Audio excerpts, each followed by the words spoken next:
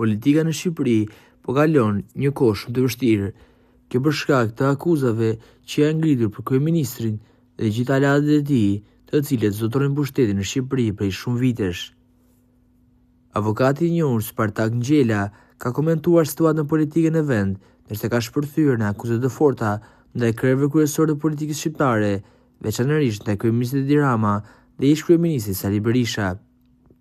Përmes një shkrimi, ai pasqyron për lexuesit sëmundjen nga e cila vuan Sali Berisha, ndërkohë që shpreh binje se Edi Rama si ka mbetur dhe 4 muaj si kryeministër dhe madje ka treguar se si po përgatiten amerikanët ta largën nga pushteti.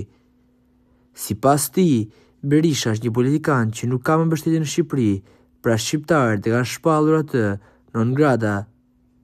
Kur ndjek fjalimet e Saliut të izoluar në akuzë në shtëpinë e tij të kthyer në burg, vjen të kujtohet historia e vërtetës nga romani i famshëm Orwelli me titull Viti 1984.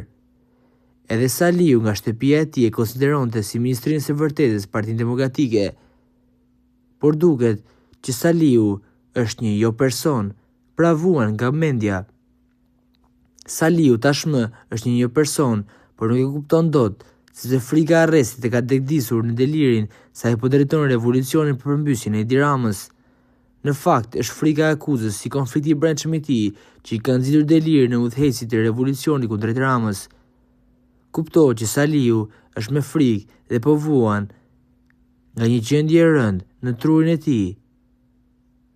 Ai e di që goditje më të madhe politikisht ja ka dhënë Edi Rama dhe mendon që nga shtëpia e tij mund të mbys korrupsioni madhor.